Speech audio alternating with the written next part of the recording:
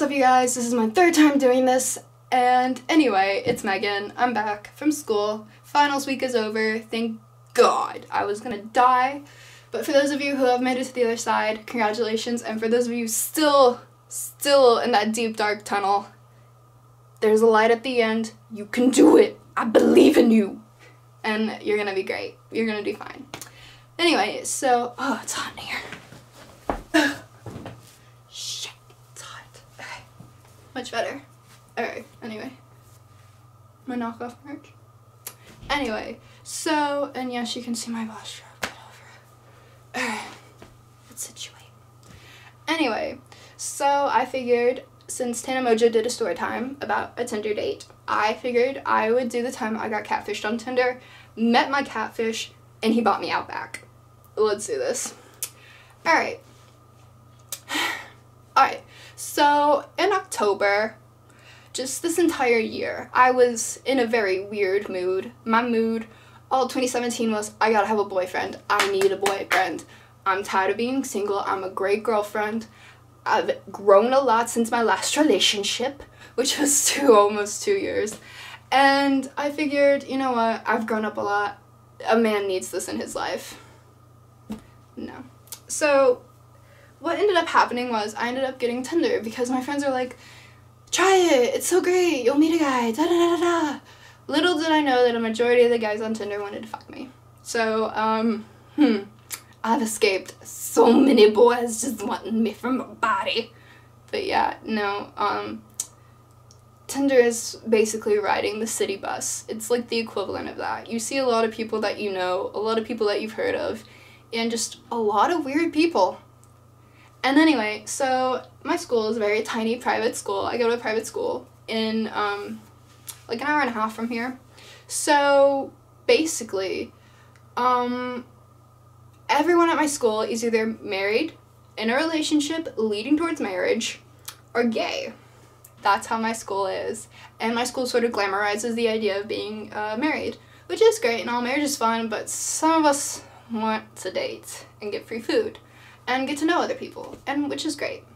So I re-downloaded Tinder after taking a hiatus of it during a 2-month relationship. It wasn't really a relationship. We just sort of said we were dating, but I don't know what we were. We didn't put a label on it, really. But anyway, so I re-downloaded Tinder, and I was scrolling through, swiping left like I always do. I'm picky. And so there was this guy who, let's call him Jeremy. So the guy's name was Jeremy, right? And I went through, he had maybe 3 pictures of himself. All of them were cropped of just him, which, I mean, most guys don't do that. So, and I mean, he was cute, and I was like, let's see how this goes. He's probably, you know, he's probably not real anyway, so let's swipe right. And little did I know. So anyway, we swiped right, and we apparently matched on each other, and he was like, hey, how are you? Here's my number because this app kills my battery all the time, but we go to the same school, and I think I've seen you around because we're both the same major. And which really sucks because I'm leaving in like 14 days to go to Michigan. I'm like, what? Like, that was just, I just wanted a hey, or a cheesy pickup line, or maybe a gif. Like, a suggestive gif would have been great, instead of hearing your entire life story. But anyway, nonetheless, we continued a conversation. And for about a day and a half, he was like, hey, this kills my battery, here's my number. And I was like, no, do you have a Snapchat? Because if anything I've learned from Dateline, it's do not give out your number the first time they ask for it. Give them a Snapchat, give them a social media, give them something, so that way you can see if they are who they really are. And he was like, I don't have a Snapchat. Red flag. And so he was really persistent and really, like, constantly forcing his number. And so I was just like, here, okay, screw it. Here, I'll text you. And so I did. And we started talking, and I was, like, complaining about how I had left my brush at home. And he was like, oh, okay, my friend, okay, let's call him Luke, because I'm gonna go see Star Wars here in a bit. Excited.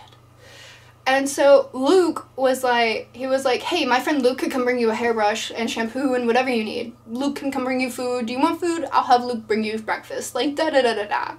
I was like, thank you, but no thank you. I would not want to cause your friend, you know, to go out of his way for a girl that his friend only knows. And so I told this dude, I was like, no, it's fine, it's fine. Like, I'd much rather have brunch with you. Like, let's go get brunch. Like, let's meet. And he was like, no, I can't. I've got meetings till like 5 in the morning. Like, I've been up since 5. Like, da-da-da-da-da. And so, anyway, throughout this day, I'm a sneaky woman.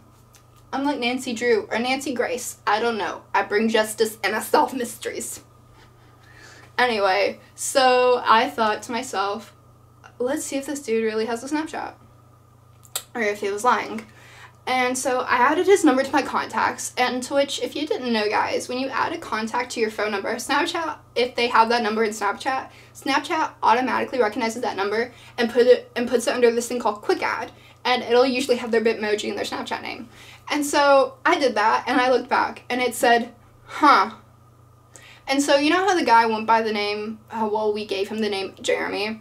Well, it turns out Jeremy was actually Luke. And instead of being this 6-foot, gorgeous-looking guy, he ended up being... Well, I'm getting ahead of myself. Anyway, after I found the Snapchat, when he told me he didn't have Snapchat, and, like, he tried to tell me da-da-da-da-da, you know, that he couldn't come get brunch or whatever, which, who doesn't have time for brunch? Like, I mean, it's a very inconvenient time for most people, and it can be quite expensive and very extra, but it's also a really great luxury to have. And, anyway, I was like, hey, you told me you didn't have a Snapchat, and since when are you Luke? And that's when he pretty much confessed, and he was like, okay, this is a guy I actually went to the picture from Tinder was actually a guy I went to high school with. His name is da-da-da-da-da. And I mean, and I was like, well, he can hit me up anytime. He looks cute. And he was like, well, I was just really afraid of, like, because it was a bet with my friends, and it was just a stupid game, and we wanted to see how many of us could get away with catfishing someone, which, are you dumb? What the literal hell is wrong with you? And he was like, well, let me get you food. Let's go get food. Let me make it up to you, da-da-da-da-da. And so I was like... I was laughing at myself, really, because I'm smart. I'm like Nancy Drew. I solve mysteries, and Nancy Grace. I bring swift justice. And so what ended up happening was we ended up going to Waffle House at 12 in the morning, and he ended up being a 5'7" Korean child named, well, Luke. We'll give him the name Luke still. And he was like, gosh, I'm so sorry, da-da-da-da-da, it was so ridiculous and so childish, and you're really pretty, and yada yada yada. And so I was like, okay, cool.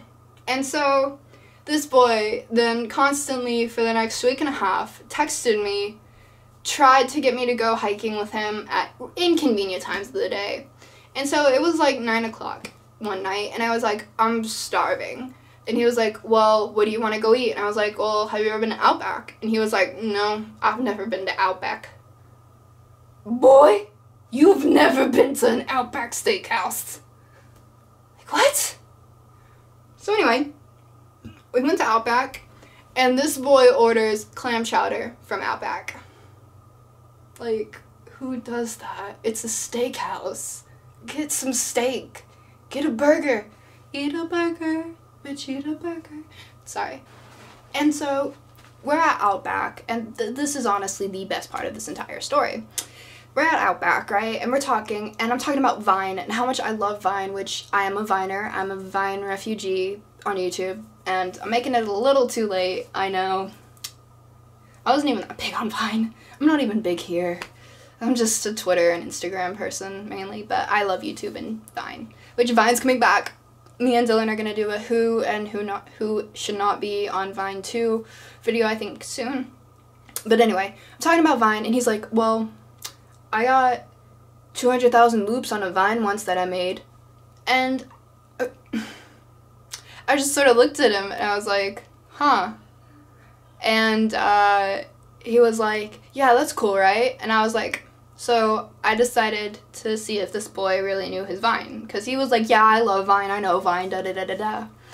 And I was like, I thought you were bae, but turns out you were just fam. And he didn't even do, like, the bruh, like, the, you know, the reactions that Nicoletti does in the middle. And this boy literally looked at me and was like, deer in the headlights, had no clue what I was talking about. And at that very moment, I heard in my head, like, Ted Mosley's voice. Ted Mosby? Yeah, Ted Mosby's voice from How I Met Your Mother say, kids, men will do whatever they can to try and impress you. Like, in that moment, I knew that that's an actual thing, that guys will actually say they know stuff when they don't. And so that's when I sort of knew, yeah, I can't do this. I can't pretend to like you or enjoy your company or even be friends with you. Like, who lies about, like, knowing Vine? Like, who just lies about stupid shit like that? Like, anyway, continue. Anyway, so after that, I mean, I paid for the tip, he paid for the whole thing. I mean, he was really sweet, he was a gentleman about it. And, I played Bodak Yellow in the car, he told me it was trash, was a little offended, which, I mean, it's not the best, I understand that. And Cardi isn't really, you know, Cardi's great, though, I love her personality. But anyway, we're getting sidetracked. Anyway, so what ended up happening is after that, I mean, I guess, like, I had done something, and this guy was, like, blowing up my phone after my 2 o'clock class on Tuesday. He was like, come hiking with me, we'll be back by 5:45, da-na-na-na-na. And I was like, I looked up where the place was, and it was in, like, 30 minutes from where I go to school. And I was like, no, I can't, I have a test tomorrow, which I did. And then he was like, oh, well, you'll be back in time to study, da-da-da-da-da. And I was like, no. And so then, like, he just kept bugging me, and finally I just said, look, I gotta go grocery shopping, I gotta go to Target, it's my turn to go grocery shopping, which was a lie, but it worked. And he was like, well, I gotta go to Target too, do you need a ride, da-da-da-da-da. I don't think he needed to go to Target before I even mentioned it. Target. And I texted my friend Brandon, and I said, this is happening. And Brandon said, Megan, don't talk to him ever again. You may have died in the woods if you had did that. And lucky for myself, I don't hike, nor do I interact with nature on a daily basis. The most exposure to nature I got this entire year was lifeguarding, 8 hours a day. Every day. But anyway, so yeah, that's the time I got catfished. And I mean, it's not that bad. I mean, most people get stuck in really worse scenarios and really worse situations to which you can't really get out of and someone dies. I guess that's what Dateline has taught me. Thank you, Mom, for making me watch Dateline. And I mean, my second horror story from Tinder is the cat man. And this guy was really cute. He, you know, played hockey. He looked really attractive, and he is. And we're gonna call him, because once again, we're sticking with the Star Wars names here, we're gonna call him Kylo. So Kylo here and I, like, we were going back and forth on Snapchat, and he was really cute, and I mean, finally got to the point where he was like, can I have your number? And this was after like a week or so. So I was like, okay, sure, you're a legit person. And so we talked about our pets, and I'm a dog person. I own a cat, and my cat's great. And I love cats, don't get me wrong, they're pretty cool, but have you ever had a dog? They're phenomenal, and they're such good boys, or girls.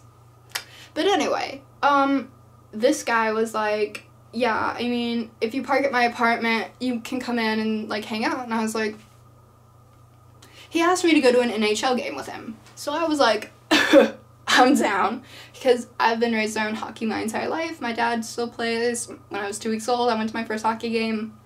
Big deal. Anyway, so we were talking about our pets, and we were talking about life, and he was like, well, I have 3 cats. Okay. I was fine with that. I was cool. Until he said, and one of them is leash trained, proud of himself. To which I'm like, what? How do you do that? To which, please, comment below on how you can leash train a cat. Because that just, for a single man in his 20s to brag about that. And then when I sent him a picture of my dog Ellie, Ellie is wonderful, picture right here, he was just like, she's okay. And then I quit talking to him, and I just completely deleted his number, deleted him from Snapchat, because that's sort of, there's something off there. People can have their preferences, it just blows my mind whenever people are just like, oh yeah, I hate dogs. Like, what? Like, they're not all bad. But anyway, yeah, this has been a very boring, very tiresome story time. Anyway, so, thank you so much for watching. Please subscribe, give this a thumbs up, and please just enjoy the fact that I didn't review a Jake Paul song today. So anyway, I'm gonna go see The Last Jedi now. Bye.